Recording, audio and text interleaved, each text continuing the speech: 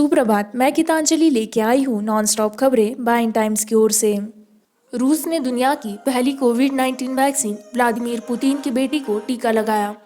राष्ट्रपति Vladimir Putin ने मंगलवार को कहा कि रूस कोरोना वायरस के खिलाफ स्थायी प्रतिरक्षा की पेशकश करने वाले एक वैक्सीन को मंजूरी देने वाला पहला देश बन गया है और उनकी एक बेटी को टीका लगाया गया है।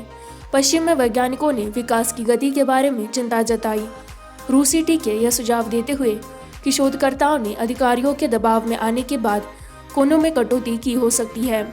आज सुबह दुनिया में पहली बार नए कोरोना वायरस के खिलाफ एक टीका पंजीकृत किया गया है। रूस में उन्होंने एक टीवी वीडियो कॉन्फ्रेंस के दौरान कहा, सरकार के मंत्रियों के साथ फोन करें, मुझे पता है कि यह काफ़ी प्रभावी है, यह स्थायी प्रतिरक्षा देता है। उन्होंने कहा उनकी एक बेटी को टीका के साथ टीका लगाया गया है। गामालिया शोध संस्थान द्वारा रूसी रक्षा मंत्रालय के साथ समन्वय में विकसित किया गया था।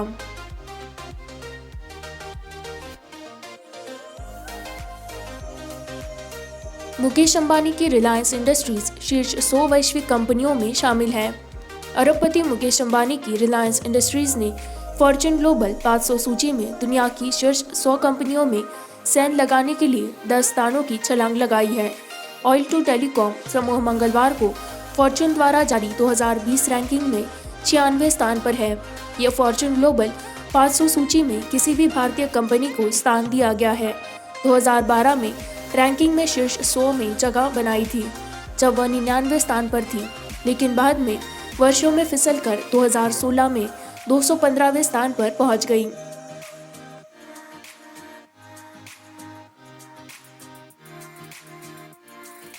अगर कोविड-19 हिट नहीं होता तो भारत शीर्ष 3 विश्व अर्थव्यवस्थाओं में हो सकता था, राजनाथ सिंह।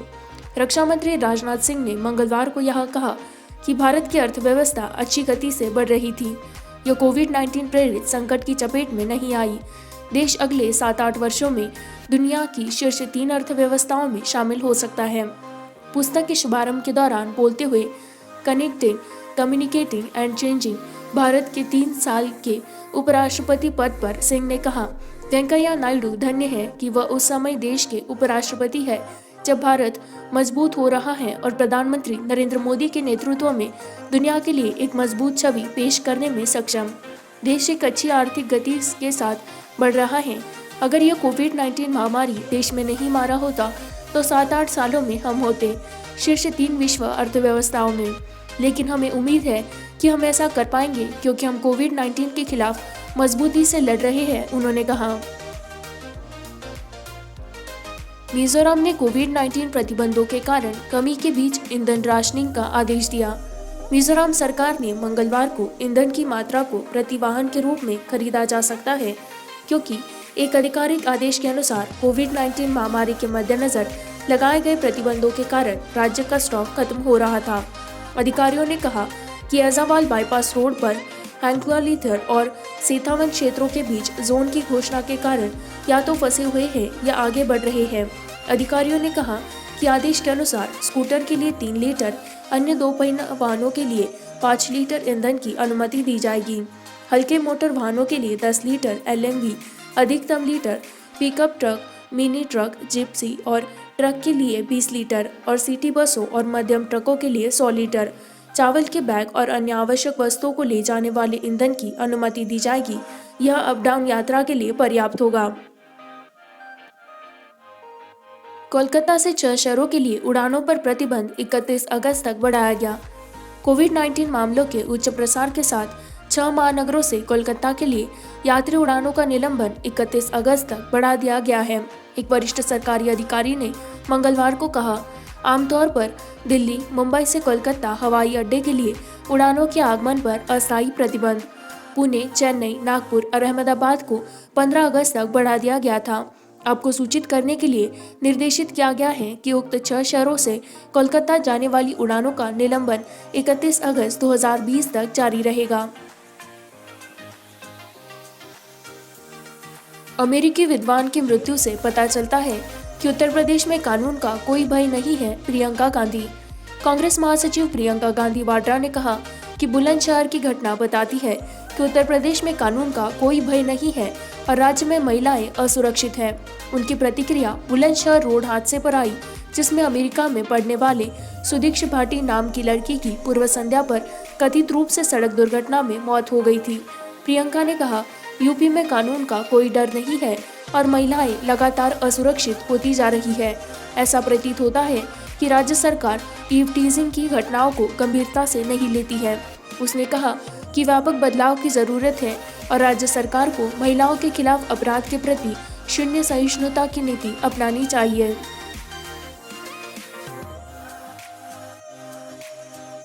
रूस का कहना है कि 20 देशों ने कोविड-19 वैक्सीन की 1 अरब खुराक पूर्व आदेशित की है। रूस पहले ही 20 से अधिक देशों के कोविड-19 के खिलाफ अपने टीके की 1 बिलियन खुराक के लिए प्रारंभिक अनुरोध प्राप्त कर चुका है। रूसी प्रत्यक्ष निवेश कोष RDIF के CEO किरिल दिमित्री ने मंगलवार को कहा। दिन में रूसी राष्ट्रपति व्लादिमीर पुतिन ने घोषणा की कि रूस ने पंजीकरण कराया है। कोविड-19 के खिलाफ दुनिया का पहला टीका पहले से ही रूसी टीके की 1 बिलियन खुराक के लिए पहले से ही अस्थायी ब्याज और प्रारंभिक अनुरोध प्राप्त था और यह एक बहुत ही महत्वपूर्ण संख्या है। निश्चित रूप से यह विभिन्न बाजारों में वैक्सीन की मंजूरी के अधीन है। यह सभी विषय है। RDIF के प्रमुख ने कहा कि विभिन्न बाजारों में इन टीकों का उत्पादन करने के लिए उत्पादन क्षमता, लेकिन हम इस बात की पुष्टि कर सकते हैं कि 1 बिलियन एक अनुरोध है, वास्तव में 1 बिलियन से थोड़ा अधिक है, सम्मेलन में कहा।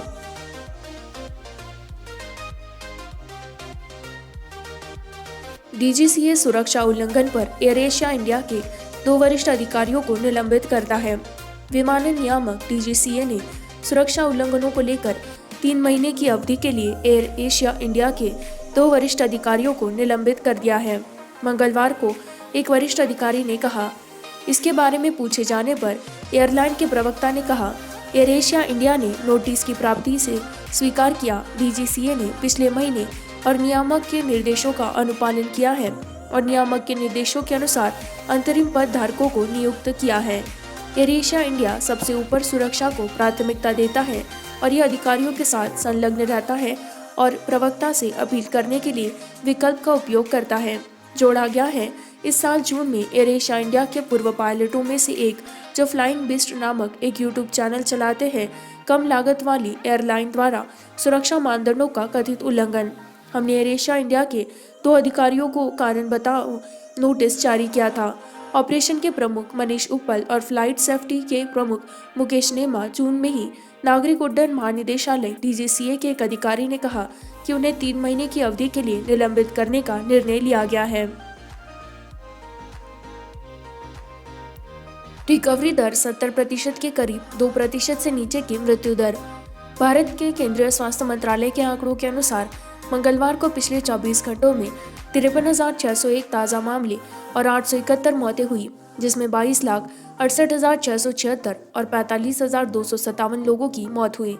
लगातार 4 दिनों तक प्रतिदिन 60,000 से अधिक मामलों की रिकॉर्डिंग के बाद भारत के मामले एक ही दिन में 55,000 से नीचे गिर गए। ICMR के अनुसार 9 अगस्त तक कुल 2,45,83,558 नमूनों का संचयी परीक्षण किया गया है। सोमवार को 4,77,023 नमूनों का परीक्षण किया गया है। जॉन्स हॉपकिंस यूनिवर्सिटी के अनुसार वैश्विक मोर्चे पर पुष्टि की गई कोविड-19 मामलों की संख्या 7,33,897 मौतें और 12,20,847 रिकवरी के साथ 20 मिलियन मार्क को पार कर गई है और मृत्यु टोल 7,28,000 लोगों को पार कर गई है। Ventilator support post surgery. कोविड-19 संक्रमित प्रणब मुखर्जी की हालत गंभीर बनी हुई है। पूर्व राष्ट्रपति प्रणब मुखर्जी की हालत गंभीर बनी हुई है और वे वेंटिलेटर सपोर्ट पर हैं। सेना के रिसर्च एंड रेफरल R&R अस्पताल ने मंगलवार को कहा कि मस्तिष्क सर्जरी के एक दिन बाद 84 वर्षीय को दोपहर के आसपास सैन्य अस्पताल में भर्ती कराया गया था। सोमवार को और सर्जरी से पहले कोविड-19 के लिए सकारात्मक परीक्षण किया गया था। भारत के राष्ट्रपति श्री प्रणब मुखर्जी को 10 अगस्त 2020 को दिल्ली कैंटोनमेंट में सेना अस्पताल R&R में एक महत्वपूर्ण अस्पताल में भर्ती कराया गया था। अस्पताल ने एक मेडिकल बुलेटिन में कहा, अस्पताल में एक बड़े मस्तिष्क के धक्के का पता चला, जिसके लिए उन्होंने आपातकालीन जीवन रक्षक सर्जरी की। सर्जरी के बाद भी वह वेंटिलेटर सपोर्ट पर गंभीर बने हुए हैं। इसी के साथ मैं संवाददाता गीतांजलि आपसे विदा लेती हूँ। इसी तरह की नॉनस्टॉप खबरों को जारी रखने के लिए बाइन टाइम्स हिंदी को लाइक करें, सब्सक्राइब करें, शेयर करें।